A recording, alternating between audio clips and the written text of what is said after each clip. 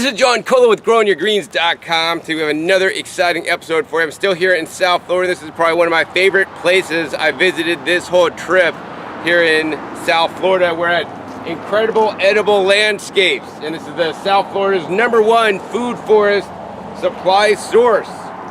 Fruit trees, tropical veggies, and they have lots of easy to grow plants. For those of you guys that kill your plants, they have plants that are resilient to being killed. Even if you don't water them to some extent, depending on what you're buying here, right? Some plants are harder, some plants are easier. It's right off the main drag here in Loxahatchee on Seminole Pratt Whitney Road, Loxahatchee. I visited incredible edible landscapes many years ago. I'll put the link down below when they're in like West Palm Beach. And since that time, they've moved into a larger location, and now they have their nursery fully developed and set up with actually demonstration gardens. And it's the goal of Connor here to basically have like a Disneyland for plant enthusiasts that want to eat edibles and want to grow food in their standard residential lot. Whether you got a tract home, whether you got an acre, or whether you got more, he'll supply you guys the special plants you need to succeed, all right? So we're gonna take you guys around. The first part of this video, we're gonna take you guys around, show you guys the actual demonstration gardens he's set up here to show you guys how some of the plants that he sells can be used and should be used. He could also help you with planting, and if you're in the local area, he may even do the install for you. That being said, his goal is to actually just have the nursery and provide you guys the tools, the coaching, and even hopefully one of these days have classes to teach you guys everything you guys need to know so you guys could do it yourself. So anyways, let's go ahead and first we're going to show you guys around some of the demonstration gardens. Second, we're going to go ahead and take you into the nursery, and I'm going to show you guys some of my favorite perennial vegetables that he's growing. There's many channels on YouTube that focus on fruits, and many people know their fruits and love their fruits. You know, and for me, I think it's quite sad when many people in South Florida grow fruit trees, but they don't grow the corresponding perennial vegetables that can easily be grown with fruit trees. As much as fruit trees can grow and, you know, produce mangoes once a year, perennial vegetables are growing 365 days a year and grow a lot more food for you guys to eat over a lot longer period of time. And I want you guys to eat a lot more perennial vegetables. You know, eating vegetables every single day, in my opinion, will benefit your health more than, you know, going crazy and bonkers on eating some mangoes for a short period of time. The vegetables have lots of different plant phytonutrients, vitamins, and minerals that simply fruits do not have. Not to say that fruits are bad, fruits are wonderful. I love fruits, had an amazing mamey, locally grown earlier today, but I really want you guys to focus on growing the vegetables and eating a salad every day if your health is important to you. Anyways, let's learn about the vegetables and other perennial vegetables that they grow here at an incredible edible landscape. So I just want to let you guys know the hours. They're open from 8 a.m. to 4:30 p.m. Tuesday through Saturday. Let's go ahead and walk in and show you guys around. All right, so walking in to the nursery, there's a main path that goes up, and it's always good when you look at a nursery and they have a big pile of mulch. Mulch is a very important in food forests gardening. And then on the other side of the mulch, they don't even got the plants for sale yet. They're like way over there and on this side. But they have basically a nice demonstration area that you're gonna walk through. You know, so you're gonna walk through like blooming flowers. These are different kind of native pollinator plants, even edible plants, even some fruit trees mixed in there, including like banana and other support plants, vetiver grass to make your own ground cover. You know, even things like the basil that will attract the beneficial insects, bananas, all kinds of plants planted in food forest styles to show you guys what you could do at your space. Of course, using lots of mulch that they have. You know, we're walking a little bit further in the nursery, and over on this side, they have lots of different fruit trees to start off with, and then later in this side of the nursery, they have some more natives and low water use plants. And then over on this side is basically dedicated to fruit trees. So honestly, guys, you know, they have mostly fruit trees here and other fruiting crops. I would say that's like 60 to 70% of the nursery are fruit trees. That being said, I'm just gonna be covering like I don't know, 20% of the nursery, which are the perennial vegetables over there. But first, I wanna show you guys some cool areas or they basically just did food forest style growing here on the property to inspire you. All right, so we walked past all the plants, and at the end where the plants stop, like the nursery inventory stops, then they got the house actually that they live on site, which is actually quite cool. It's like live work at the same spot. Then they have like a little area that's done food forest style right here. Of course, they got a water filter, a boogie blue water filter. Definitely recommend you guys filter your water. And you guys can see they basically planted out as a demonstration of what you guys can do, growing things like fruits and leafy greens and starch or tuberous crops all in the same area. So this is the front side. I want to take you to the back side because it's a little bit easier to explain. I mean, they got vetiver grass that they'll chop and drop, and they got different herbs and like pollinator plants and like salad or green plants and bananas, and even mangoes planted all in there. The mangoes are quite small, so they're almost getting drowned out by some of the other support plants around, including pigeon pea. Really cool. So let's go around the back and show you guys how they got it set up. All right, so some of you guys, this area may look overgrown, but I could distinctly see all the different edibles, plants that are planted in this area, including things like sweet potatoes on the ground. You got the cassava or yucca grown for the roots and the tubers, or you could also eat the greens that are cooked. In addition, he's got the Akira or Canna Adalis that has the edible tubers as well. Also down there, he's got some taro planted, and in between he's got bananas, things like the Katuk as well. So I think I want to do a hand canned shot and just show you some of the amazing plants and their uses. All right, we're gonna start right here, and as you guys can see, this is some yucca or cassava. Right back there, he's got some taro planted. Over here, some Akira. Right here, he's got a little baby moringa growing, good for the leaves. They're anti-cancer. Down below it, he's got some second generation pigeon peas because they chopped and dropped pigeon peas, and then they basically sprouted from the seed right there. He's got the sweet potato vine. The sweet potato vine, you could harvest the sweet potatoes, also eat the leaves when you harvest them. You could eat them raw or cooked. Right here, this is probably the main plant he's growing. He's got some mango in there, growing some mango, and then of course he's got bananas in between the big mangoes, and they're actually already growing. Nice rack of bananas on there. He's got more of the sweet potatoes growing, more of the yucca, some support plants in there as well, more of the taro back there, more pigeon peas, and he basically just kind of repeats the process, and that's how it looks on this side. So basically everything's mulched heavy, and he says, like, man, even if you got sand, you just got to know how to plant the right things in the right place, mulch it really good, and it could thrive like this. As you guys can see, he's got a lot more planted as we just walk around. I mean, I really love the design on here. This is meant to inspire you guys. You know, he's got this I don't know, scat cat oregano stuff that I guess you don't like the smell. I mean, technically it's edible, but it doesn't taste good. He's got other things like this. This is a salad tree, or like Bele tree is what I call it, with edible leaves. He's got some edible hibiscus right next to it, so literally you could pick a salad from your yard. He's got some kind of bean plant that's edible, but also used for nitrogen fixing. And then he's got a lot more plants, you know, just growing in place, including some Mexican sunflowers for chop and drop. He's got a nice mulch pile over here, a mulberry tree over there, and he has like little pathways around the nursery. And look at this, guys. This is how many sweet potatoes you guys could be having, right? Look at all the vines. These are just like growing wild. He's like, I didn't plant these, John. They just kind of came up. And I'm like, all right, cool. But yeah, these are a lot of greens you could eat, and sweet potatoes are a good calorie crop. I encourage you guys, you know, when putting in a food forest, don't just put all fruit trees. Put some calorie crops aside from the fruit. Yes, fruits are a calorie crop too, but put in some tubers and roots that are staying alive under the ground that contain the starch and resistant starch that are good for you guys to eat, you know, like the sweet potatoes, like the cassava, and also like the taro that's growing over here. Of course, the taro leaves also, I found out, can be eaten when cooked, but not raw as well.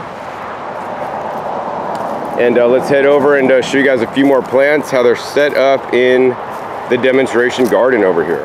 All right, so while I told you guys this is gonna be about perennial vegetables, I lied, sorry. I gotta have one fruit tree in there because Connor, the owner, basically showed me this tree, and I'm like, it knocked my socks off. I'm like, wow, this is something super special. And if I don't share it with you guys out there so that now you guys have awareness out there, I'd be doing you guys a disservice. Now, this is a standard mulberry. It's like an Everbearing Illinois mulberry. They're kind of small, not too tasty. I think our friend Wendy at Wendyland has one of these trees that make these kind of like mulberries. They're Everbearing. They're kind of small, not too sweet. They're not too sour. They're just hanging out. They're good, but not great. But what I want to show you guys is this tree right next door. And actually this is called an Australian mulberry, which I never heard of. These can be propagated by basically cutting and sticking in the ground. This one actually has to be grafted, so it's a bit more work. So that's why he charges a little bit more for them, a little bit more work. But this Australian mulberry is basically, they taste like honeydew melon. I'm not kidding. They're sweet. And the amazing thing about this one is that they are ripe when they're green. Yes, they're ripe when they're green. I was like, what? They're ripe when they're green? They're unripe. He's like, no, they taste good, man. He gave me like 6 of them earlier. I'm like, wow, this mulberry tastes better than that mulberry, the Everbearing that I just tasted. So it's amazing. So I'm gonna try to show you guys what the fruit looks like on here, and I'm gonna taste one on camera for you guys. All right, so I wanna show you guys what the mulberries look like on here. All right, when they're unripe, they're babies and they're smalls. They kind of look like this right here. When they get a little bit larger, I mean, they could be ready to eat. Like that one's pretty much ready to eat. And how I found a ripe one, of course, is I shook the tree and then a ripe one fell right here onto the soil. So I'm gonna pick it up and eat it on camera. All right, so 2 mulberries actually dropped on the ground. So I get to eat 2 of them for you guys. Now here's the thing, this is when they're ripe. These are not white mulberries. They're totally like green mulberries. And when they turn a little bit yellow, that's when they're ready. And the cool thing why these are so cool is because birds love mulberries. Birds can see color. When birds see black or red fruit, they know it goes off in their brain. It's ripe, we're gonna eat it. If birds see green fruit or fruits of this color, they're probably not gonna eat it or very unlikely to eat it. So if you've had problems growing mulberry trees in the past and never get your berries, grow this green variety, Australian, that I never heard of. And it's cool that, like, you know, Connor goes out of his way to try to find the most selections of different kinds of perennial vegetables as well as rare fruit trees to offer you guys to grow here. So we're just gonna go ahead and try this on the camera right now for you guys. Wow, guys. Seriously, this tastes like honeydew melon. Like, it's so sweet, so delicious. I mean, this rivals, it might even be a little bit sweeter than the long mulberries that I grow at home. They're so good. All right, now we're gonna try that second one on the camera, see if this is better or worse. Wow. Wow, this one's even better, man. It really has that honeydew flavor versus just a sweet, solid, sweet hit. I gotta tell you guys, even though I love the black or the long purple mulberries, I gotta tell you, this is my new favorite mulberry tree. I think I'm gonna try to, like, you know, get some and grow one myself. Australian mulberries for the win for sure. All right, so now we're sitting in front of their house here, and this is a fun part of the yard because they basically kind of made like a food forest style front yard. You know, they got perennial vegetables such as the longevity spinach they could harvest for leaves, for salads. In addition, they got the sweet potato vines right down below here that they're growing. They could got the tubers or the greens as well. And they got one of my favorite trees. It's a salad tree, the Bele, so I want to show you guys that next. All right, these are some salad trees that's been in the ground for quite a while, and as you guys can see, they're taller than me. They're probably pushing 8 feet tall, and every single leaf on this tree can be eaten and has a nice mild flavor, I would say, you know, similar to lettuce. I would say it's pretty nondescript, and I would much rather eat this instead of something like spinach, organic spinach from like a little carton for that matter, right, that's imported from California. And this is something like moringa that will basically grow. And look, he's even snacking on it while I'm talking. But yeah, I mean, you could just harvest this, you could just eat it. I like that, all right? You could pick leaves, put them in salads, chop it up, put a salad dressing, whether you want to make your own salad dressing like I would or buy a salad dressing, right? This way you don't have to buy imported lettuce here in Florida that's all the way from California, right? This will grow year round for you guys. And he not only has this variety, he has like some other varieties with larger leaves as well. This is definitely probably one of my favorite plants that I think everybody that comes in this nursery should walk away with. In addition to their fruit trees, you could plant your fruit trees 16 feet apart and plant one of these in between it, or maybe plant a banana in between your fruit trees, and then in between the banana and your fruit tree, plant one of these so that you could have some vegetables in your garden so you guys could harvest your own salads at home. Be more sustainable, and more importantly, be more resilient, and also more importantly, get more nutrition in you by diversifying your diet with different foods that you may not be familiar with. All right, as you guys can see, this is actually yet another part of a nursery. To me, this looks like a park, a public park, or something you would go to with a nice mulch pathway, beautifully landscaped on both sides. A lot of this stuff is edible, including the vegetables or herbs or the fruits that are growing, or their support crops to attract beneficials or fix nitrogen, or to be used as chop and drop to enrich the soil and add organic matter. What I want to tell you guys next is that a lot of nurseries you guys visit, right, they're not set up like this to demonstrate, to show you guys, to inspire you guys what you can do at home with the plants that you're buying, right? They're just there to save the plants. Connor here will say the plants, and he could help you with the design, do some consulting, and maybe if you're local and close enough, he may even help you guys install it as well. So I really love what his mission here and what he's doing, helping you guys get fruit trees as well as the perennial vegetables that I feel are critical to grow at this time. Okay guys, so here's the thing, I'm giving you guys a behind the scenes tour, because this is not necessarily open to the public back here, but this is where he does all his propagation, right?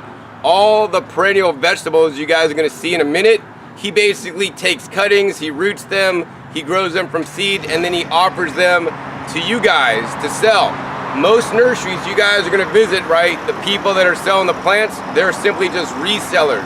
They're buying the plants cheap, they mark them up and sell them for more, right? They may not have the education, you know, to share with you guys the specifics about the plant, like where to plant it, full sun, not full sun, what to amend it with, and know about each particular plant, right? Connor's a genius. This guy knows about all the different plants he sells, from how to propagate it, the best conditions to plant it, you know, the best support plants to plant it with, how to feed it, the nutrition it needs, all these things. That's what he knows, and he's gonna share with you guys.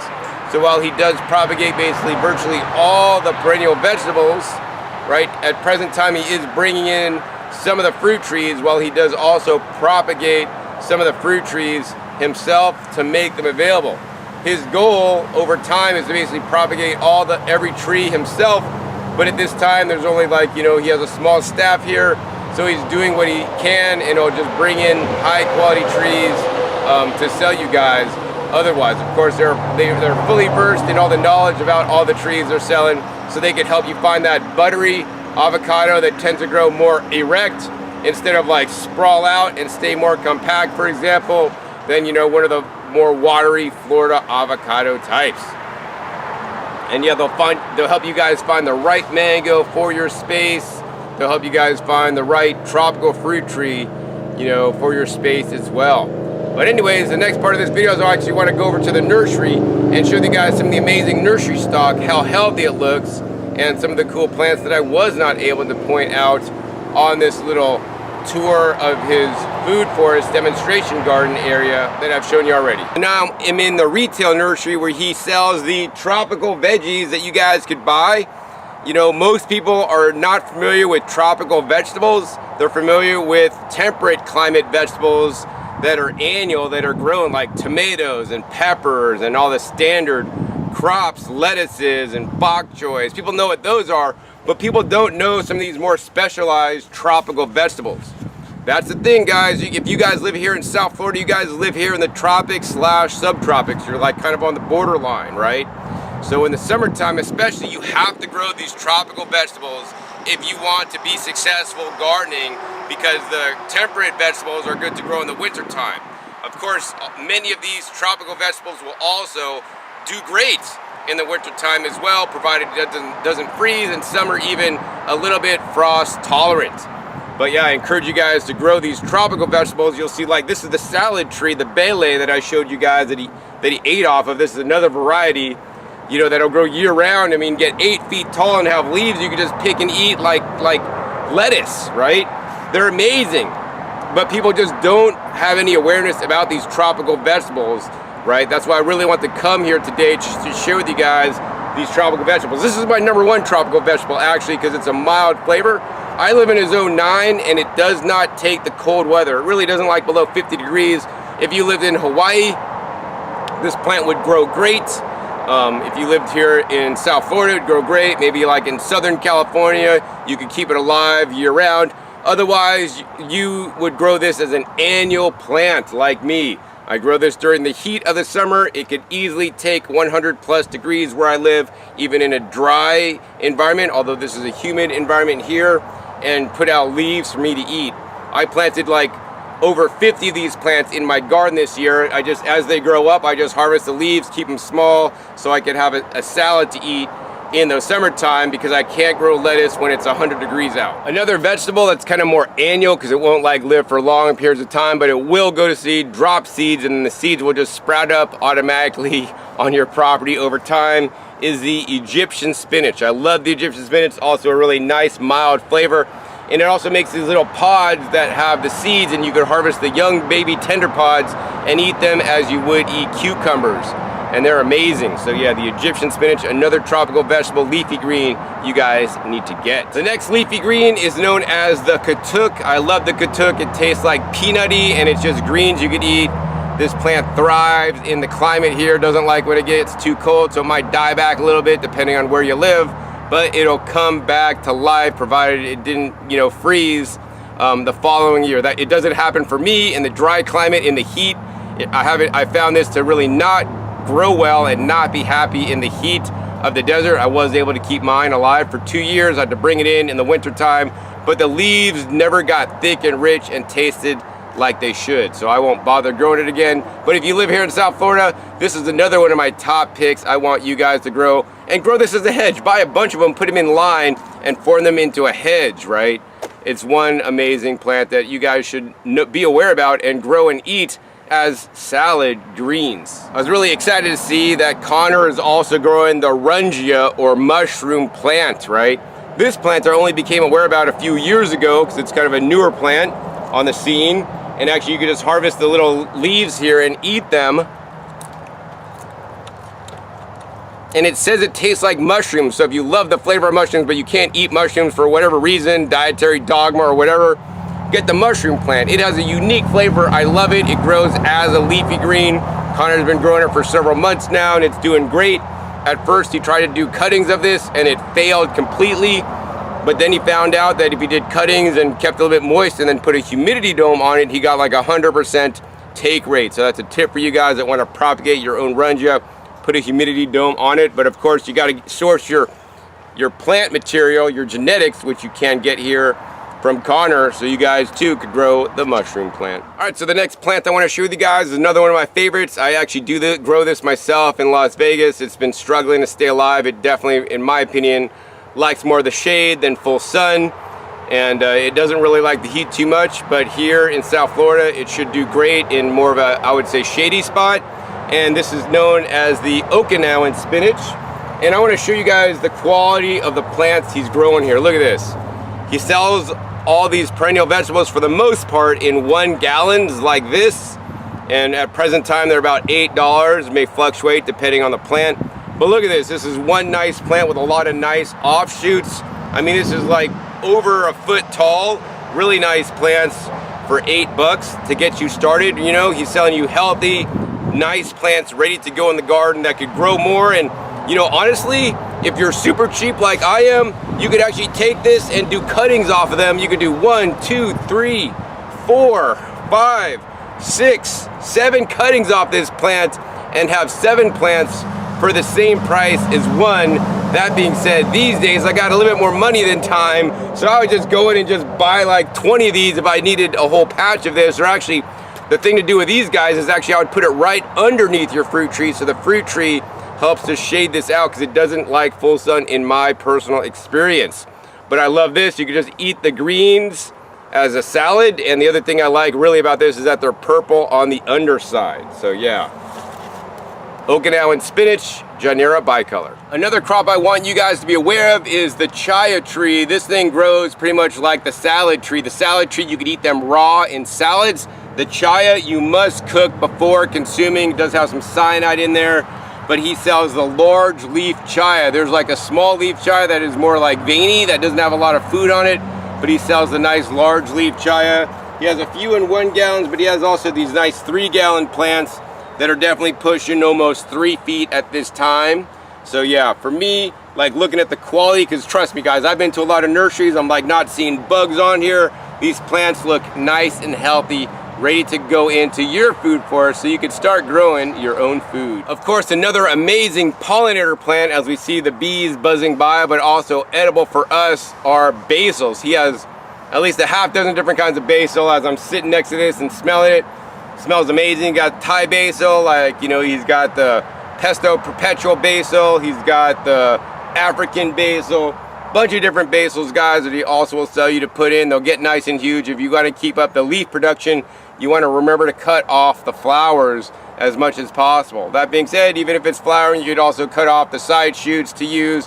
You can cut off the regular leaves to use as well, but I always try to keep my basils always topped. They always flush more leaf growth, which is what I want to eat. All right, next leafy green up that I don't have a lot of familiarity with, although I am growing it in my flood table currently. I need to put it into my garden to see how it does in an arid, hot climate. This is the Brazilian spinach, also known as a Sisso spinach, right here. Nice plant. Once again, this should grow year round for you guys here. And once again, you can harvest the leaves and eat them in a salad, right? So here's the thing, guys. You guys are learning that there's lots of greens that are tropical greens that you may not be familiar with, you know, that you could grow in the summertime. So you're gonna eat these instead of eating lettuce. And if you don't wanna give up your lettuce, that's fine. Use, you know, 25% or 50% lettuce, and then put 75 or 50% of these tropical leafy greens in your salad so that you guys could, you know, still eat your lettuce and have your tropical greens too, that have significantly more nutrition in them than just lettuce shipped in from California that's several weeks or even a month old in the case of iceberg lettuce. All right, so while I'm into like tropical vegetables, what I really like are the tropical perennial vegetables, which I've showed you up to this point, except for the Egyptian spinach, which is more of a tropical annual vegetable. This is another tropical annual vegetable that I don't personally grow myself. I might get into one day, but really the money is on the perennial vegetables because you plant them once, they grow into a tree, you keep eating them. This one will basically end up going to flower, setting seed, dropping seed, so you have to continually replant them year after year. This is like the CALLALOO and the Amaranth, basically greens that you could grow and then pick them and then cook them and eat them. So you might be surprised to see tomatoes here at his nursery, and you're thinking, John, tomatoes are an annual crop. You know, well, yes, mostly they're an annual crop, but here in South Florida, if you grow the right variety, they can be a perennial. I've seen these tomatoes grow multi-years, and of course, this is the Everglades tomato that basically is from here and grows well here. They make really tiny, small, more wild type, even smaller than cherry tomatoes, but they pack an amazing punch. These happen to be the red Everglades tomato, and if you look at this closely, there's 3 upshoots on this, and actually there's a few that have 2 and there's only one that has 1. So like, I think he's really generous with the amount of plants you're gonna get. This gives you more opportunities for this plant to grow up and vine out and produce you guys tasty edible tomatoes year round here in South Florida. These are the red ones, but I also heard he has in the propagation in the back the more special yellow ones that I just learned about this trip that even taste sweeter to me than the red ones. So look for those soon here. Next up, we got the Cranberry Hibiscus right here in a nice 1 gallon. These are pushing a foot tall and have 2 nice upshoots in here. You could eat the leaves, they taste kind of lemony. Once again, add it to salads, eaten raw, no problem. They'll also make the Jamaica flowers, you know, to make a tea, for example, that turns it like nice and red. So yeah. So yep, Cranberry Hibiscus, looking really nice. Add some color to your edible vegetable garden because all these are red. But don't worry if you don't want the red Cranberry Hibiscus, he got standard hibiscus too. Let's show you guys those next. All right, so you guys can see he's also got the standard edible hibiscus They also make those little, you know, flower buds you could use as well, and the green variety. So yeah, which ones are better? I would say actually if you're going for the health benefits, the cranberry is better. But you know, these plants actually are a little bit bigger in the same size. They're like over 2 feet tall, looking really healthy, looking real nice. I would just say buy them both. They're gonna provide you guys lots of food to eat. That being said, before I bought these hibiscuses, I would buy the Bele, which is also a kind of hibiscus related plant, and that one's gonna produce even better. This is kind of like more annual-ish versus like the Bele is more perennial-ish. So keep that in mind when you're planning out your food forests. Get a lot more Bele, and yeah, get some of these too, but maybe a little bit less. Next, I want to show you guys another plant that I want you guys to buy if you guys come here. This is known as the Spilanthes or toothache plant. Look at this. These are nice little gallon-sized pots, and we're struggling getting it out. This is like over a foot tall, nice and healthy. This actually only has the greens on it, not the little buds here. I'll show you guys one of the little buds, right? These little buds right here are a trip. They're known as toothache plant or Spilanthes. When you bite into it, I'm gonna describe the sensation. It has like a nice, like mild flavor when you bite into it, but then all of a sudden, it's almost like a volcano going off in your mouth. Like my tongue is making all this saliva, and it feels really weird in my mouth. I personally like it. It's kind of like a little bit hot. So I really love having visitors over, and I'm like, here, try this little bud, you know, this flower bud, because they don't expect this. It'll get a little bit intense. It's not gonna hurt you, don't worry. It's like tons of saliva is being produced. It'll wear off in a little bit. You can hear me talk a bit different. And it, you know, that's known as a toothache plant because maybe it'll take your toothache pain away. That being said, what I will also tell you is that you can also eat the leaves. So I wouldn't eat a lot of these leaves, but just pick a few leaves and also add them into your salad. Actually, it was in the salad that I ate last night at Jack's from Urban Abundance. We put a few of these leaves in the salad, and I didn't even taste them once. I had a mango, pepper, passion fruit dressing that we made from his place. Hey, watch that video down below if you haven't already. We're actually harvesting some of these food forest crops to make an actual dinner out of, including the pigeon peas and the yucca or cassava. All right, the next plant is a plant I want you guys to buy for sure, because I'm highly confident that if you plant this once, you will have it forever and you will have greens to eat all year long. I even planted this in Las Vegas and on a wall that gets the most sun, even in the winter, and I think we got down to like 28 degrees last winter. Normally I'll turn Christmas tree lights on to kind of keep it a little bit warmer. I got too lazy and didn't even do that, and it came back alive. This is known as the longevity spinach. Really nice plants with a lot of upshoots, a lot of, you know, growth on them, and they're gonna grow great for you. So yeah, this is one you should definitely take home. I would personally take home the longevity spinach or Gynera pocumbens before I took home the Okinawan spinach or Gynera bicolor. This one loves the full sun and grows a lot better in the full sun. The other one thrives in a little bit of the shade. That being said, just plant for plant, like those plants look a lot better because they're a lot larger. Maybe he sells them less, and these ones he's flipping and turning more, so they're a little bit smaller. Plus he's got just pruned back probably so he could do more cuttings from them. I think I want to share with you guys one really special plant that is also edible. I want you guys to plant if you live in the area. It's something I've never seen before, and I think it's really cool. All right, so the last plant I want to show you guys got me really excited. As you walk in, you see one of these plants in like a big pot, and like this is what I live for, guys. When I come to Nursery, yeah, like I've seen the, you know, the salad tree, I've seen the longevity, I've seen the Okinawan, I've seen all the things I've shown you. I already know about them.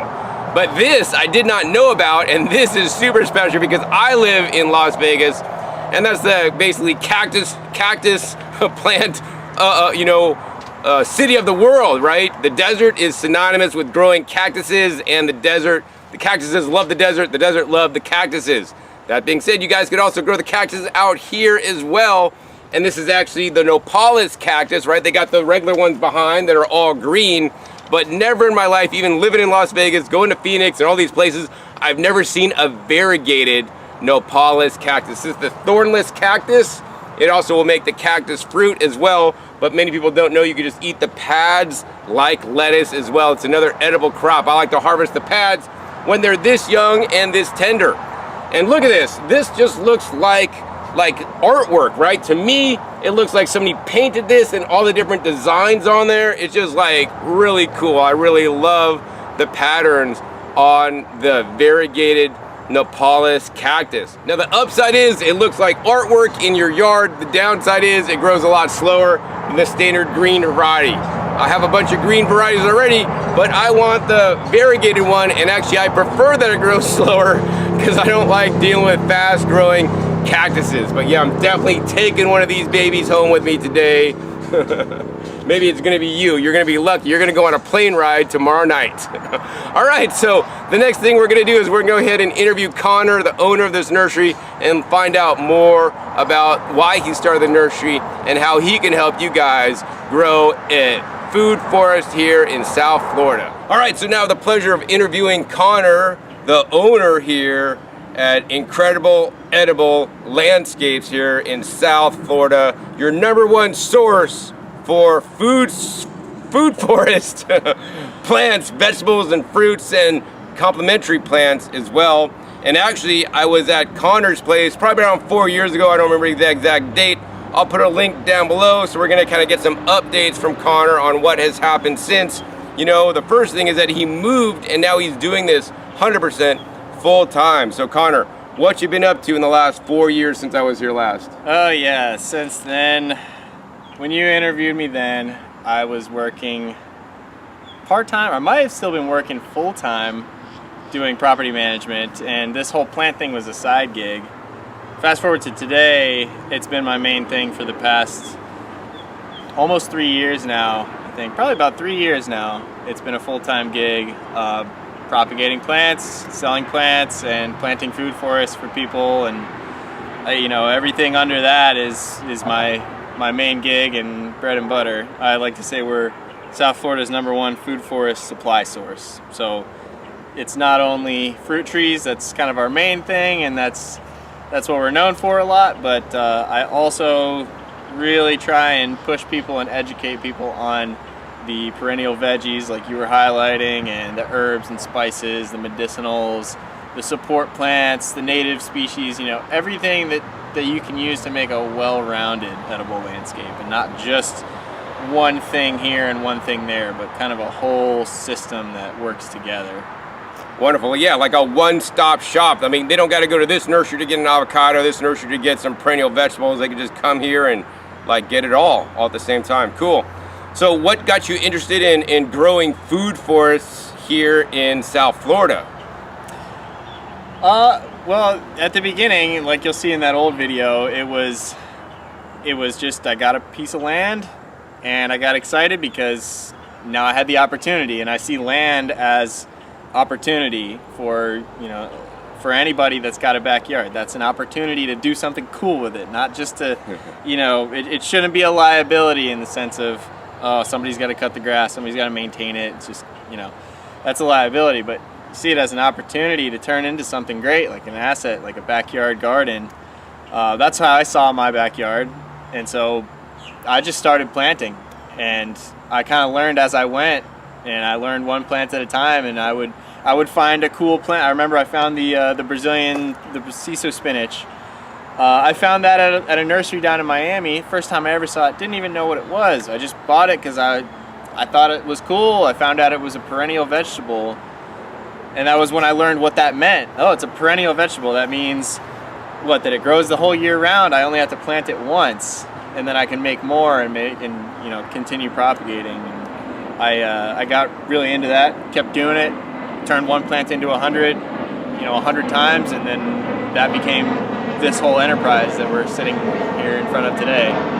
So it's been a wild ride since then, definitely, since back in the day. It's still just the beginning. We're kind of just starting to be established here, and we got big plans for the future. Wonderful.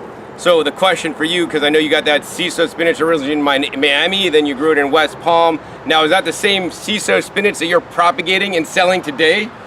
Yeah, it would be the exact same original. Actually, now we have two types. There's like a kind of an off type that makes a little bit more of a flatter, like pointier leaf, like a longer leaf. And so there's the curly leaf one, and then there's, you'd have to look at them side by side to really see the difference. But so now we've collected another little variant, and that's been the whole part of the journey, is just kind of collecting little bits and pieces of plant material from all over the place. From, you know, I got a couple plants from just somebody's backyard that I connected with, and found one thing, you know, maybe 3 hours across the state, and just kind of assimilated and thought, oh, that's cool. Let me bring that back and learn how to multiply that, and then see if that's something that's valuable that we can offer in the nursery. And so we've kind of like curated the things that we grow over time, just finding cool stuff and bringing it back here.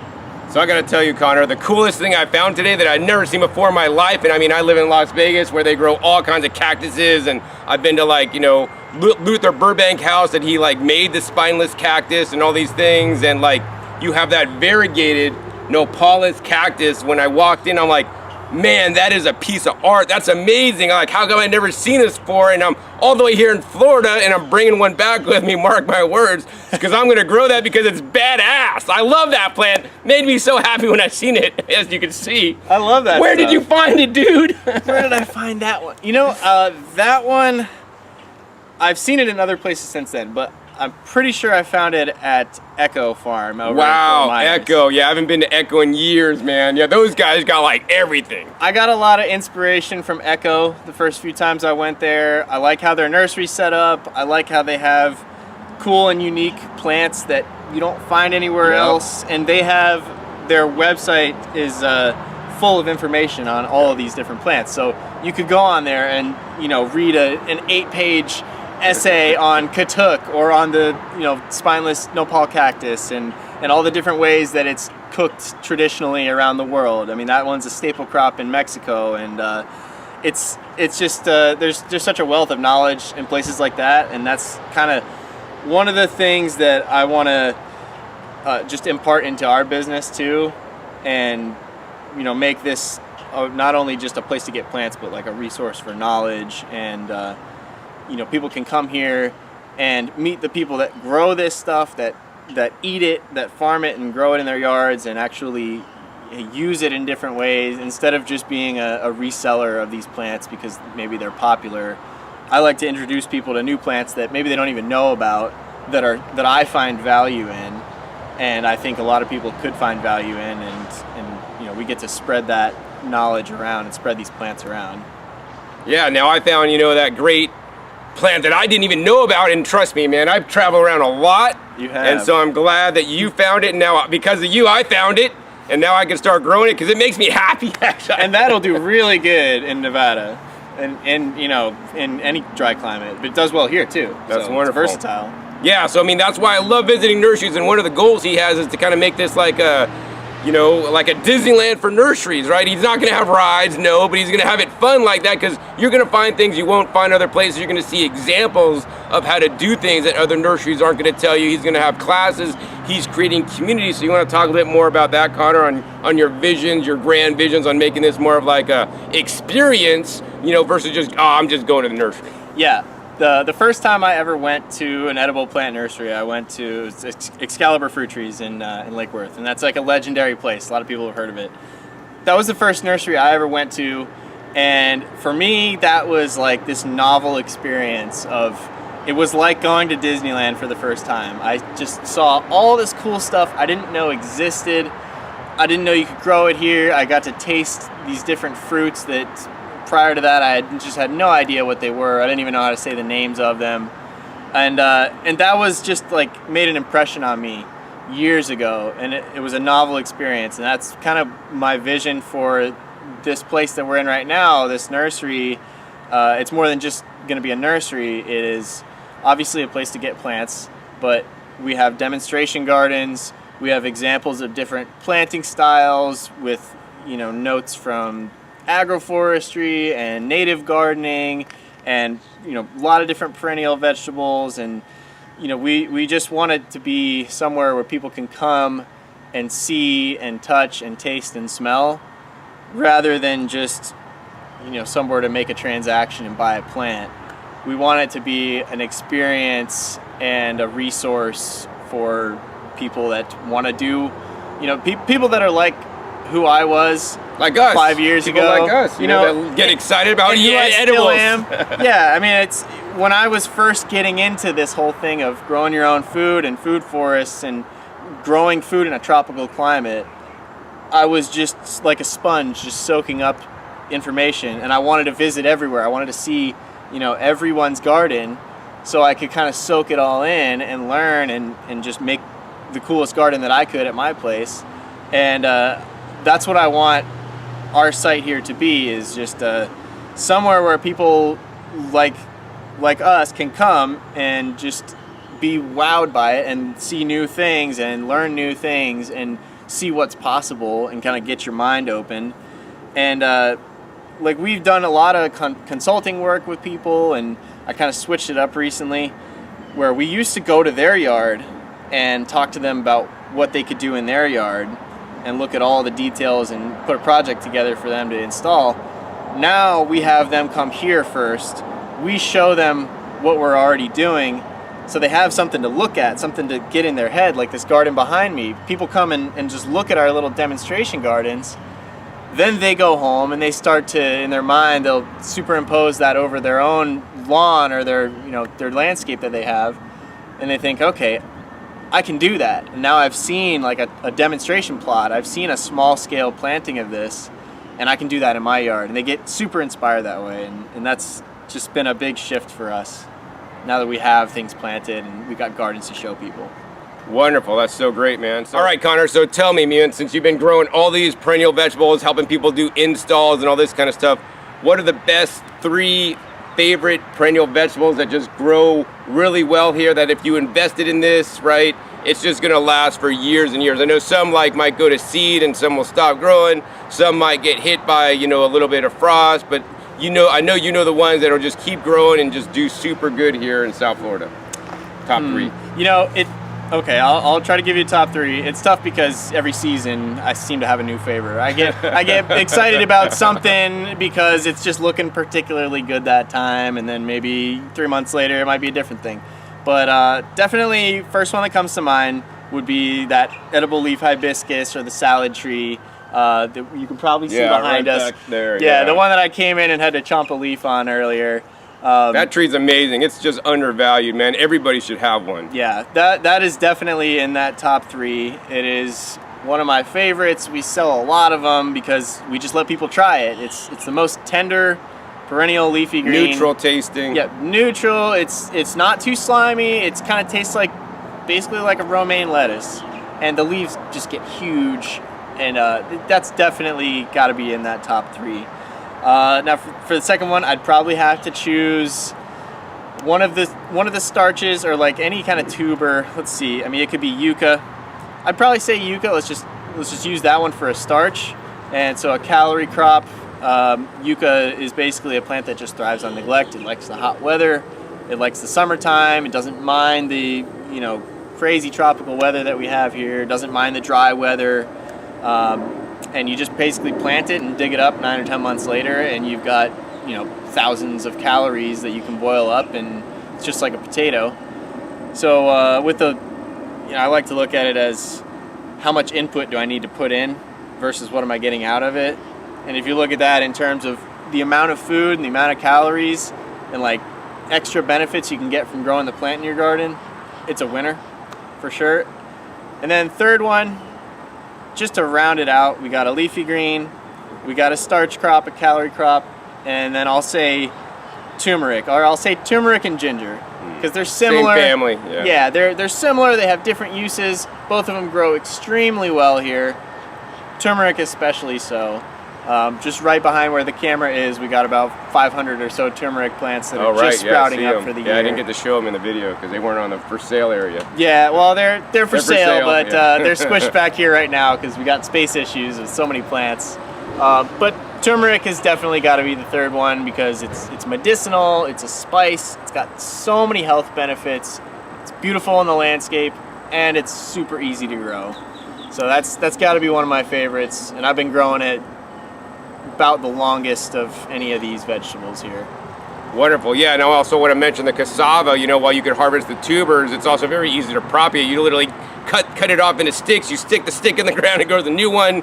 And also, you know, the greens are quite valuable. You can also harvest the greens and cook them up and eat them as well. You know, so cook greens. Don't eat those raw, guys. You gotta cook all them. 3 of those top plants are very easy to propagate yourself too. So like you come here, you buy one plant, you know, you buy maybe like an $8 plant, $15 plant, and you can plant that in your yard, grow it out, and you can make who knows how many plants. If you just multiply it, if you're diligent, and you start your own cuttings, or you split that turmeric up, you plant your own rhizomes year after year. I mean, that's how we started this whole nursery, right? Is we started with 1 or 2 plants of a certain variety or species and just multiplied them over time. And now we've got hundreds, and we've got enough to share with, you know, the whole community. All right, Connor, so we asked you about your top 3 favorite perennial vegetables. Now let's kind of jump into the fruit tree side. What are your favorite fruit trees to basically specifically for high yield so that you can eat a lot off your property, you know, not just like maybe once a year, but multiple times a year and produce lots of food with just 3 fruit trees, your top 3. 3 fruit trees. For South Florida, because, you know, I can't really speak to every other climate, but some of these do have crossover. Yeah. So the top 3 in South Florida, as far as high yields, easy to grow, and value of the crop: mango, avocado, banana. Wow. Those have got to be top 3, and maybe if you wanted to just switch one out and have an alternative, I'd say mulberry. Mulberry. Just super high yielders, but mango's definitely got to be number 1. We've got about 60 varieties of mango in the nursery. There's hundreds of different varieties. 300, over 300. I went to a farm that had over 300, yeah. Yeah. Alex at Tropical Acres, he's got 300 plus, and you know, some of them do better than others. Some of them are more well adapted to South Florida. Some of them might do better in India or Jamaica. But the mango is the only fruit I know, or it's the fruit with the biggest, like it's got its own whole subculture underneath it. Like there's a mango culture here in South Florida, and this time of year, it's the beginning of mango season. And you know it because everybody's excited about it. And it's one of the best times of year here. So mango's got to be number 1 for this area. Wonderful. All right, so next let's talk about, like, you want to put together a package for somebody. Say somebody wants to buy 10 plants overall. Any mix of perennial vegetables and perennial fruit trees and supporting plants. Like, what would you say? Like, how many fruits to how many vegetables? How many support plants like pigeon peas or vetiver grass or, you know, other kind of local natives and pollinators would you put in there? And how much like on average would it cost them to, like, you know, do some significant planting in their yard so that they could actually eat some food from their yard? So it's going to be different for every person because everybody's got a different amount of space that they can use. So I might recommend like a star fruit for somebody that if they can only plant 1 fruit tree and they've got a small yard, then I would say star fruit because you can keep that tree like 8 by 8 and you're still going to get dozens of fruit, you know, twice a year on those. So it'll be different for each person. But the way that I would look at your, I like to call it a plant palette. So you just like an artist, you have a palette of different colors that you're going to make your painting with. And in terms of this edible landscaping thing, you've got this palette of plants and they're all going to have different functions. So a lot of people look at fruit trees as like the main staple, and those are going to be the longest lived trees. They're going to be the most high valued crops. They're going to take up the most space and just be that kind of dominant centerpiece of your garden. Then you're going to look at your semi long-term crops like your yucca and like your turmerics and your you know, maybe bananas, like a semi-long-term, maybe not so permanent crop, but still a high value. Then you're going to look at it, I'm kind of speaking in terms of like layers here in the garden. Then you're going to look at something that can fill the space between those, and you're going to look at maybe like your longevity spinach or your salad tree or your taro or your like Okinawan spinach or moringa, something like that. Then you're going to want to look at I always push people on the pollinator plants and the native plants because you're going to want to bring in the beneficial insects and the pollinators that are going to do really the bulk of the work in your garden. They're going to, keep the pests under control, and you're going to pollinate your flowers and your fruits and your veggies. And then there's another little subgroup that I would call support plants. So that would be things like the vetiver grass, like the pigeon peas, and that one's a veggie too, but it's also a nitrogen fixer, and you can use it as a supporting plant in so many ways to kind of help your edible crops in your garden get going, and just overall make a little, like a mini ecosystem in your garden. So we try to really encourage people like not to look at each plant as its own standalone plant, but more as like, what role does this particular species play in my garden, and how can I use that not only to feed myself but to benefit the whole garden. So like longevity spinach, it's a ground cover. Yep. And what does a fruit tree with young tender roots need? It needs something to keep the sun off of the root zone. So you grow longevity spinach maybe underneath your bananas, and it covers the ground, it keeps the weeds from coming up. You can eat it as much as you possibly want, and it's still going to make more than you need. And it's serving your other plants. So that's kind of the mindset we try to help people look at, like planting their gardens with. Now about like, you would kind of asked about like what's like a price range for like a starter package for people. Right, exactly. That really depends on like, you got to spend some money to get started, but it doesn't cost a whole lot to start with. Just a little, maybe a guild of like 1 or 2 fruit trees, let's say half a dozen to a dozen perennial vegetables, and then half a dozen to a dozen like support plants and flowers and stuff like that.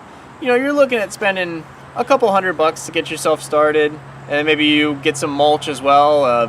We definitely recommend that people put lots of mulch down in their gardens in South Florida. That's how you really revitalize your soil. So you're spending maybe a little bit of money on that too. But you can get a nice little like well-rounded garden started for just like a couple $100. And some people want a larger fruit tree that's maybe already bearing fruit. That in itself might cost you a few $100. But you can start with a 3-gallon tree, and it's going to fruit in 1 or 2 years for you. And some of them even sooner, like a mulberry. They're already fruiting in 3-gallon pots. So that's $50, and you could get a really nice garden started for like $200 if you really wanted to try and make it really like tight to a budget. There's a lot that you can do, and you can always just kind of replicate that and scale it up later and add more onto it, and you're always adding more to your garden anyway. Yep, I mean, the other thing that's very important is that once you have some of the, especially perennial vegetables and even things like the yucca or cassava, you could do cuttings and then expand that more. So now you could like multiply your own plants without having to come and support Carter. That being said, like, in many cases I just love to come to the nursery and just buy plants because he's got a lot nicer ones, and maybe that I could grow myself. I propagate him because he's done all the hard work. It's always harder to propagate something and get roots to grow on it than to have something that has really nice deep roots ready to go in the garden. So I mean, it basically comes down to this: if you guys got more time or you guys got more money. And you guys know if you guys got a lot more money than time, then you're just gonna come here and it is the trade-off. buy more plants, right? And I'll spend the money. I mean, when I was younger and started, I didn't have all the money, so I had to do all the hard work. But nowadays I'm like, man, I just want an easy life. Give me the plants, I'll pop them in the ground, and I'll be done with it and I'll have a nice garden. Yeah, there's something for everybody. I love going to nurseries and just looking around, and a lot of our best like repeat customers, they just like to come and, hey, what's new? Like, because we always are propagating new stuff. There's always plants going in and out of the nursery as we grow more, and a lot of our good friends and customers just come here and just to see what's new and to talk to us, and they may find something that they never saw before or never caught their eye before and add it to their garden. But yeah, I'd like to remind people the value of specifically perennial plants, because like our main the starting point for like our perennial vegetables are 1-gallon plants, and they're typically $8. Some of them might be more, some of them might be less, and that can add up pretty quickly if you get a lot of them. But the thing is, you got to see the value of this plant. I may only need to buy it just once, and I may be able to propagate it for years to come. And so there's so much value in just getting that one plant, taking care of it, growing it up to maturity, and then boom, you grow that yucca for a year. You can make a dozen cuttings out of that or more, stick all of those in the ground, and then you got a dozen times a dozen, and then you're self-sufficient on plants from that point on. So, that $8 plant might end up, providing you untold value as time goes on. So I definitely mention to people when they're considering buying a plant, I'm like, hey, you can just get one of these if you're like on a budget. You can just get one or two and grow them out, and then you can make 100 more as time goes on, just maybe in just a couple months. And so you don't have to come back here and keep buying these like you would a regular nursery, like an annual plant, like a lettuce plant, or a basil that you buy at Home Depot that always dies in 2 months. Goes bolting, and so we like to grow the stuff that, one, is super hardy to our climate, and two, that like the average gardener that is maybe a novice, they can take it home and it's gonna just thrive for them because it's meant to, and they can make more, and then they can text me pictures later on like, oh, I made 100 cuttings of the longevity spinach that you gave me, and now I got it growing all over my yard, and here's my crop that I'm harvesting now, and it's all thanks to that one plant that I got from you, and for $8. That's great. Yeah, exactly. So that $8 is really just pennies in the long run. Yeah, I mean, I showed that actually in the video. Actually, I showed picking up your Okinawan spinach, and I'm like, oh, there's 7 cuttings on this plant when you buy this plant. So not only do you get the plant, but now you could actually do 7 cuttings and have 7 more plants by buying that one $8 plant, which is amazing. Now, the other thing I'm going to tell you guys is I don't normally say this because I always advocate for growing a raised bed garden. Now, raised bed gardens are generally used for annual crops, not perennials. In South Florida, I'm going to actually recommend you guys don't put in a raised bed garden, which is actually quite against what I normally would say because this is a different environment. This is more tropical / subtropical. I'm going to tell you guys should do landscape perennial vegetables all around your yard. And get Connor to help you set up a nice plan and a nice thing. I mean, come here and you can see how he's done it and build something like this, because this is going to benefit you far more, and you're going to produce far more food using perennial vegetables and other support crops, including tubers and fruit trees, than having a raised bed would, specifically in this climate. That does not go for other climates, but this climate, I'm going to say, number one, you guys want to have food forest style landscape edible gardening, and that's exactly why I'm here today and what Connor specializes in. So Connor, do you have any comments on this? Yeah, well, a lot of people love the raised bed garden because you can make them look really nice and pretty, and it's just, there's that orderliness to them. And I get that, and we do a little bit of work with raised beds. We build them and install them every so often. It's not really our main thing anymore, but they're suited for those clients. Like I have a lady in Wellington Polo Club, and it's a very strict HOA, and in her yard, it only makes sense to do a raised bed because it can be kept nice. It's very, very orderly. It's very easy to maintain. And so there's that little value there, and the raised bed thing is it's really meant for like those fast turnover crops, those annual crops. Exactly. You don't want to plant a long-term perennial like longevity spinach or yucca in a raised bed.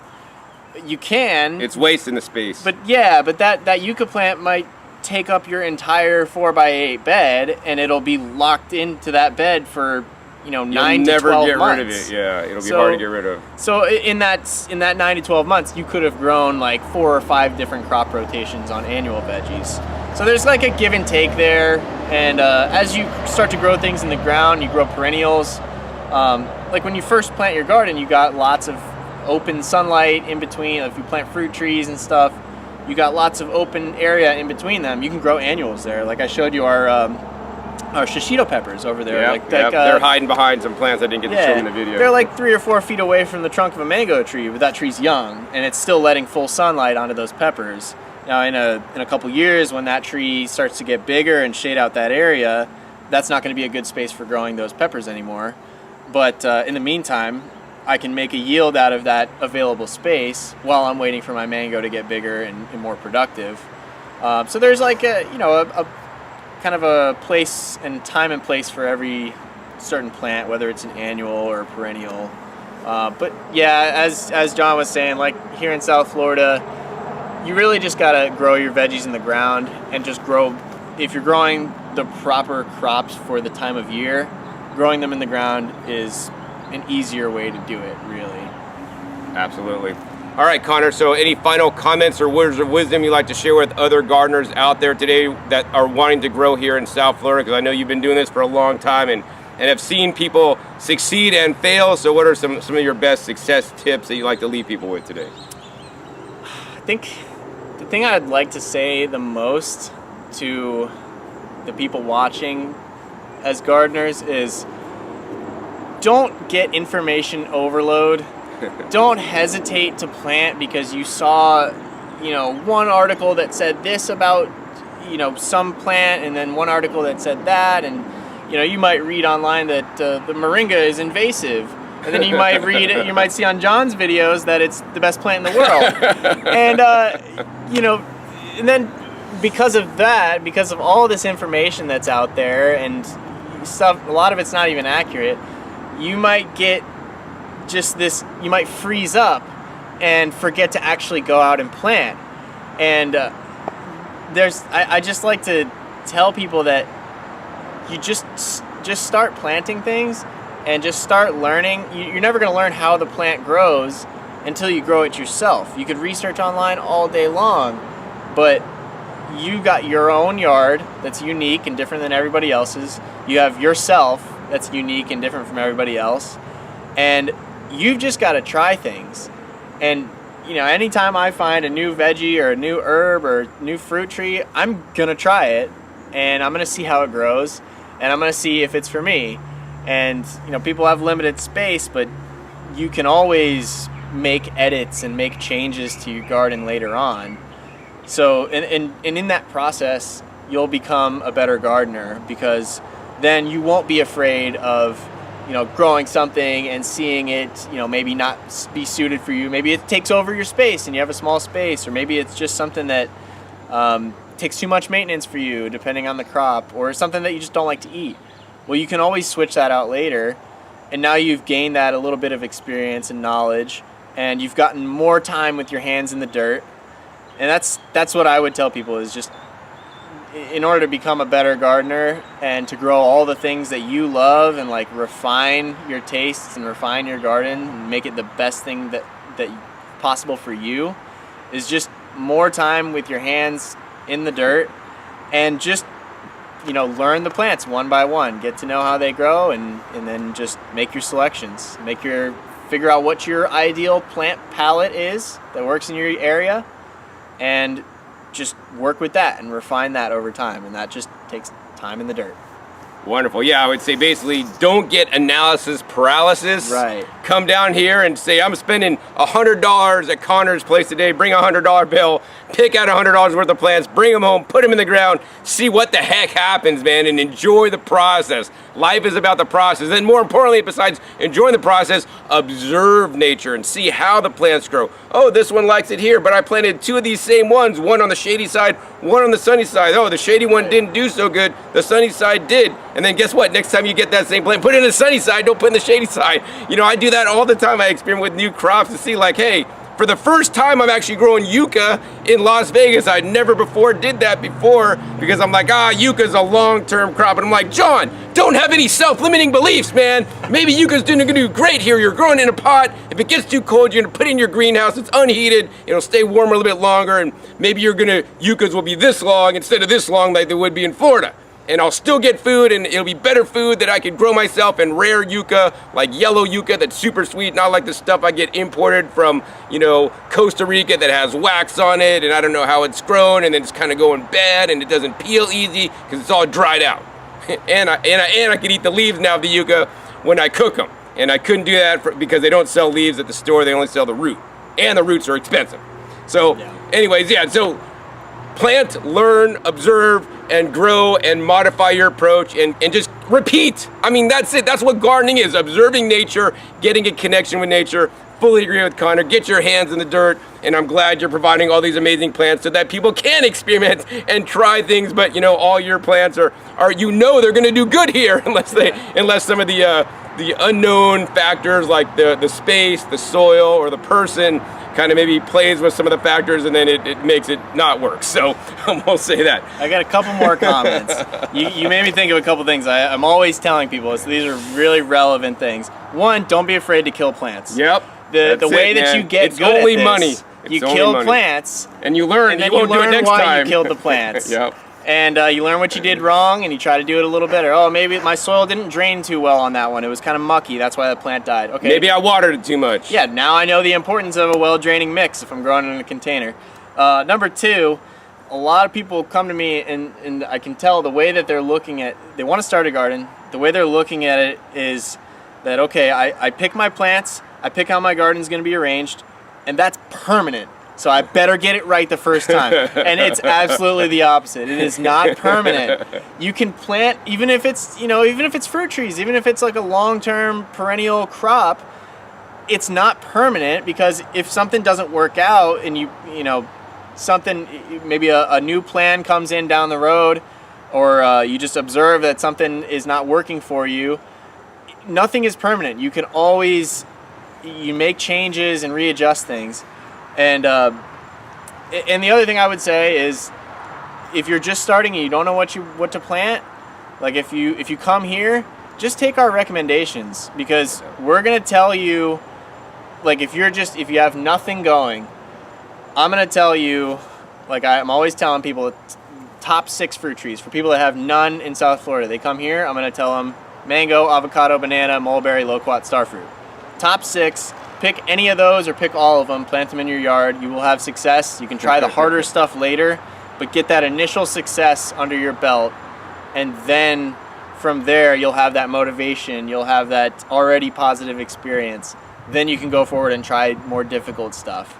And just go with our recommendations, because we're not going to steer you wrong. I want you to buy a plant, plant it in your yard, and then text me 3 months later and be like, this is amazing. I'm having, I'm getting harvests every day from this plant, whatever you recommended to me. And so we're not going to steer you wrong, and just, take those recommendations. You don't have to do like rigorous hours of research. You just try stuff. Don't get hung up on it. Wonderful, Connor. I would totally agree with that. He knows what's going on. He's not going to steer you wrong. I know this guy for several years now. He's as legit as it gets. I've been maybe shown some other videos on this trip that I filmed with people that'll install gardens for you. And actually what I'm going to recommend for you guys is that you guys do it yourself. Come down, Connor will tell you what to do. Maybe he'll help you with some of the planning. You can see how he does it here. He'll give you some suggestions, and do it yourself, guys. It's not rocket science. You don't got to hire these expensive firms and spend thousands of dollars. Spend a couple $100 in plants with Connor. He'll get you going. You'll start growing. And yeah, over time, add more plants later, man. You could always add more plants later. You don't need all this big bulk sum to spend on this expensive company to start growing your garden. That's what I'm all about. I'm a DIY type of guy, but really the most important thing is the plant genetics and some guidance that he can provide you. So another thing I want to ask you, Connor, is that do you ship plants? Because I have people that watch me from all over the world, and they're like, John, I want that plant. They're going to start calling you and say, I want to buy that. Will you ship it to me? What do you tell them? I know I'm playing with fire talking to this nationwide audience of yours, John, because at this current moment, no, we do not ship plants. We get asked all the time. The mail order plant industry is very hot, especially in the last couple of years. At the current moment, we are not set up with the proper infrastructure for shipping plants. I could ship plants. I have shipped plants, but it is very time consuming, and that's, it's very time consuming and expensive, and it's a big investment to actually set up that process here, because if we're gonna do it, we want to fully do it. I don't want to be getting behind on people's orders and not have a proper ordering system and all that. That being said, that is one of our goals in the future, is to get set up for online plant sales. For now, we're strictly local. We're serving our local community here. Palm Beach County, Martin County, Broward County, Miami-Dade, St. Lucie, kind of basically our 5-county range here around us. And sometimes we do larger orders that we will deliver over to like Tampa area and other parts of the state. But for now, strictly basically local business here. But in the future, I would just look out, and maybe once we get that set up in the future, you can come back and do another video, and we'll show you how we ship plants, and that might be you know, something interesting, and we can promote the crap out of that, of course. But no, at the moment, sorry, you know, all 900,000+ of you that don't live in South Florida. We do not ship plants at this time. All right, wonderful, thanks, man. Yeah, but here's the thing you guys can do. You could, of course, take a flight like I did, come here, buy your plants, shove the plants in your luggage that you're gonna check in like I'm gonna do tomorrow night, because I'm bringing back plants from Connor. I gotta make sure they're packed properly because the luggage handlers are crazy. And you can do that all you want, but of course it is at your own risk. If you're checking in your bags and the fragile plants are in there, it'd be better to take them on carry-on, but my flight is so cheap that they're not even allowing me to carry on. So I gotta check the bag to be able to take it back, which is totally insane. But anyways, that's how you guys can get his plants. And the other thing I'll tell you guys is, you know, there's many places to buy plants online. I do it myself. You know, you could go to eBay, or places like Etsy are probably one of the best places. Etsy, actually, you could search for Okinawan spinach or longevity spinach, and there's people that'll sell you, you know, the cuttings. I recently bought like the go-to cola cuttings from eBay, a seller in Southern California. I probably should use a seller in Florida, because the ones she sent me were really quite small, and actually I think I probably about 90% of them took, actually. So actually that's still pretty good. I can make a referral. Yeah. If you want to buy plants online on Etsy, check out his username is Remember Plants. That's my friend Ralph. He's a great guy. He's got a lot of plant knowledge. He's got a lot of rare stuff that even I don't have. A lot of medicinal herbs, veggies, and just super cool stuff. So check out Remember Plants is like the profile name on Etsy. I don't get on there, but I think it's by profile name, right? There's like a username. Yeah, exactly. Yeah, so check out Remember Plants. That's my friend Ralph, and he will definitely take care of you with some high quality plant material. All right, wonderful, wonderful, man. So if you live in the area, any of those 5 counties that he previously mentioned, I would recommend you guys don't even call him, but just come down during business hours, because man, you could get your literally hands in the dirt, touch the dirt, see everything he's doing, check out all the plants. You'll find that perfect one, you know, the one that's a little bit taller than the others, that's looking a bit healthier than the others, and that's the one you guys could select. And so how can somebody get a hold of you guys and come down here? What's your address? What are your hours? All that good stuff, man. So we are in Loxahatchee, Florida, which is just a little bit west of West Palm Beach. And the address is 6576 Seminole Pratt Whitney Road. We're right off the main highway that goes through our area. And we're open Tuesday through Saturday, 8 a.m. to 4:30. And I may or may not be here in person, but we have a wonderful crew of guys, and my wife is always out there helping people with plants as well. And so definitely stop by if you're in the area. We have people come from all over the state that find out about us, and you know, I have people driving from Naples and Tampa, and even, you know, I've been visited by some customers from Ocala that know me, and you know, they always find value in making the trip here, and so that's what we're shooting for, is make this a destination rather than just a retail store. So come check us out, and you will definitely be glad that you did. Wonderful. And then your online website or Instagram or any kind of social media that you guys have? Yeah, our website is incredibleediblelandscapes.com. Instagram, same thing, Incredible Edible Landscapes, and our Facebook page as well, same name. You can find us on there, and I post pretty frequently when we're doing, we do, you know, at least one kind of sale a month. So something might be like on a special. We might do a discounted fruit tree, or this week or this month we have a special discount on mulch. So we're selling mulch in bulk. It's arborist chips. It's like the good stuff, not the bagged product, not the dyed mulch. So if you follow our social media, you'll definitely find some updates. We're posting recently about an event we're doing at the end of this month called Mango Palooza. Big mango festival here. John, I wish you could make it. It would be super fun to have you here. So all that you'll find on our social media. If you follow Facebook or Instagram, we got a lot of updates and pretty pictures of plants and, you know, cool stuff going on there. Right on, man. So I'll put the links for your website and all your social media down below in the description, as well as pinned to the first comment, so you guys can find him easily. Yeah, no, and I've really had fun here today, man. Especially the most I liked is actually finding that variegated cactus. I'll be posting a picture of that actually on my Instagram, like the big one. I mean, I'm gonna take them a small one, but you have like a nice big one by the front as you walk in. I'm like, man, that is so decorative. It looks like it's hand painted. I'm thinking that's variegated Nopoles. I know it.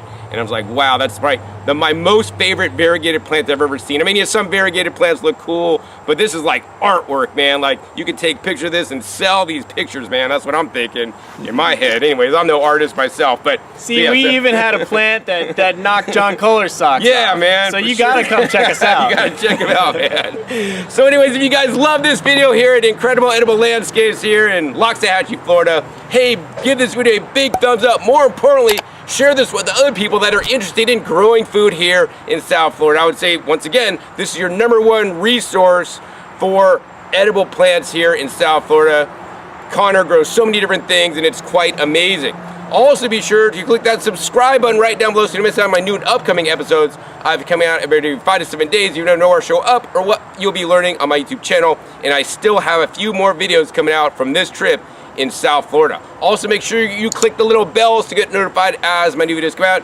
And finally, be sure to check out past episodes. The past episodes are a wealth of knowledge. Over 1,700 episodes at this time on this channel dedicated to teach you guys all about how to grow your own food at home. As well as I'll post a video that I made about 4 or 5 years ago with Connor at his previous location when he was just doing this as a side gig. A lot has changed since then. Yeah, a lot has changed, The video's gonna be a throwback. I gotta watch it later. So check that out. That's when he was dating his girlfriend, who is now his wife, and they got 2 kids, which is crazy. Hopefully I'll be so lucky one day.